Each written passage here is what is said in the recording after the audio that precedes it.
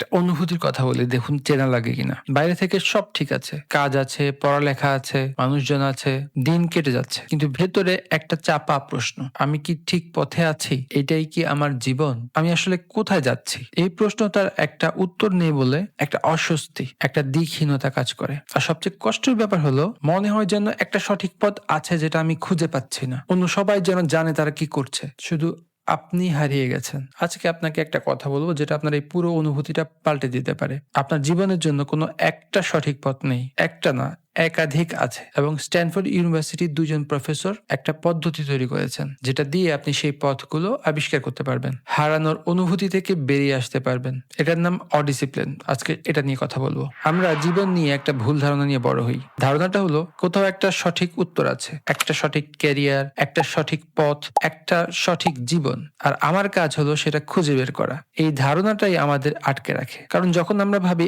একটাই সঠিক উত্তর আছে, তখন প্রতিটা সিদ্ধান্ত একটা বিশাল চাপ হয়ে যায়। ভুল করলে পুরো জীবন নষ্ট। তাই আমরা সিদ্ধান্তই নেই না, আটকে থাকি। স্ট্যানফোর্ডের প্রফেসর বিল বার্নেট এবং ডেভ ইভান্স, যারা ডিজাইনিং ইউর লাইফ বইটা লিখেছেন, তারা একটা চমৎকার কথা বলেছেন। তারা বলেছেন, জীবনকে একটা সমস্যা হিসেবে দেখবেন না যার একটা সঠিক সমাধান আছে।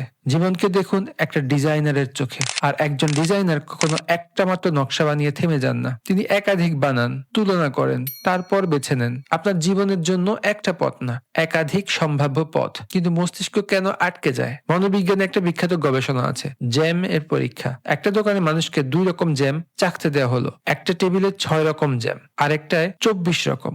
বেশি অপশনের টেবিলে বেশি মানুষ এলো, কিন্তু কেনার সময় 6 অপশনের টেবিল থেকে 10 গুণ বেশি মানুষ কিনলো। কেন? কারণ অতিরিক্ত অপশন মানুষকে অবশ করে দেয়। এত পথ যে কোনোটাই বেছে নেওয়া যায় না। এটাকে বলে চয়েস ওভারলোড। এখন জীবনের ক্ষেত্রে আমরা ঠিক উল্টো ফাঁদে পড়ি। আমরা ভাবি একটাই সঠিক পথ আছে, আর সেই একটা পথ খুঁজে না পাওয়ার ভয়ে আমরা অবশ হয়ে যাই। একদিকে অসীম সম্ভাবনা, যা দেখলেই আমাদের মাথায় ঘোরে, আরেকদিকে একটাই সঠিক উত্তরের চাপ, যা আমাদের পঙ্গু করে দেয়। দুটোই মস্তিষ্ককে একই দিকে নিয়ে যায়, সিদ্ধান্তহীনতা, আটকে থাকা। অডিসিপ্লিন এই দুটোরই সমাধান। এটা অসীম সম্ভাবনাকে নামিয়ে আনে ঠিক 3টায়। মস্তিষ্ক যা সামলাতে পারে, আবার একটাই উত্তরের চাপও সরিয়ে দেয়, কারণ 3টাই বৈধ।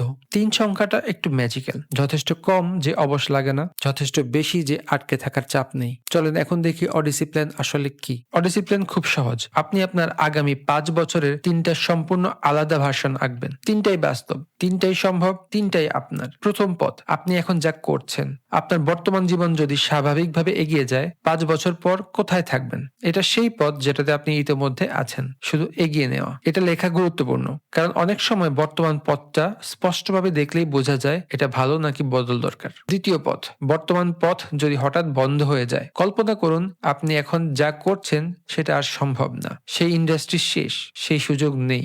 এখন কি করবেন? এই প্রশ্নটা একটা গোপন দরজা খোলে, কারণ এটা আপনাকে বাধ্য করে সেই সম্ভাবনাগুলো ভাবতে যেগুলো আপনি নিরাপত্তার কারণে চেপে রেখেছেন। অনেকে এখানে আবিষ্কার করেন তাদের আসল আগ্রহ কোথায়। তৃতীয় পথ, টাকা আর মানুষের মতামত যদি কোনো বাধা না হতো, যদি টাকার কোনো চিন্তা না থাকতো, যদি কেউ বিচার না করতো, যদি মানুষ কি বলবে এই ভয়টা না থাকতো, তাহলে আপনি কি করতেন? এই পথটা সবচেয়ে গুরুত্বপূর্ণ, কারণ এখানে আপনার সত্যিকারের চাওয়াটা বেরিয়ে আসে, সব বাহ্যিক চাপ সরিয়ে। এই 3টা পথ লেখার পর একটা আশ্চর্য জিনিস ঘটে। আপনি বুঝতে পারেন আপনি আসলে আটকে ছিলেন না, আপনি শুধু একটা পথ দেখছিলেন।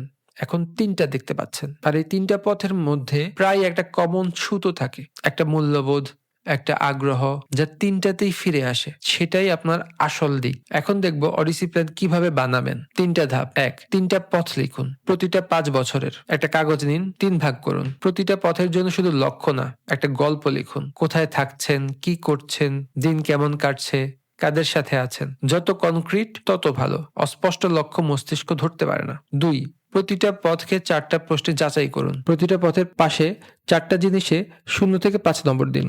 রিসোর্স, এটার জন্য কি লাগবে, আমার কি আছে?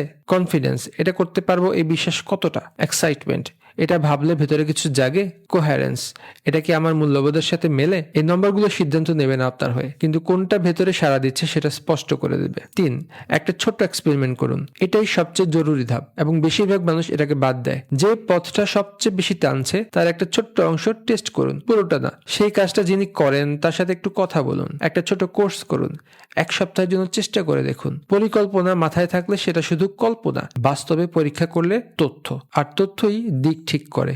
কল্পনা না। আমরা যখন 3টা পথ আঁকি তখন একটা স্বস্তি আসে, মনে হয় জীবনটা যেন আমার হাতে আছে। কিন্তু এখানে একটা গভীর সত্যও আছে। ইসলামের তাকদীর আর চেষ্টা দুটোই আছে। আমরা পরিকল্পনা করি, পথ আঁকি, চেষ্টা করি, এটা আমাদের দায়িত্ব। কিন্তু কোন পথে শেষ পর্যন্ত পৌঁছাবো সেটার একটা অংশ আমাদের হাতের বাইরে। এই বোঝাপড়াটা মুক্তি দেয়, কারণ তখন 3টা পথ আঁকার চাপ কমে যায়। আপনি জানেন আপনার কাজ হচ্ছে আন্তরিকভাবে পরিকল্পনা করা আর চেষ্টা করা, ফলাফল নিয়ে অস্থির হওয়া না। উট বাঁধুন, তারপর ছেড়ে দিন। আজকে এতটুকুই। ভালো থাকবেন, পরে ভিডিওতে দেখা হবে। ততদিন নিজের পথটা ভালো করে এঁকে নিন।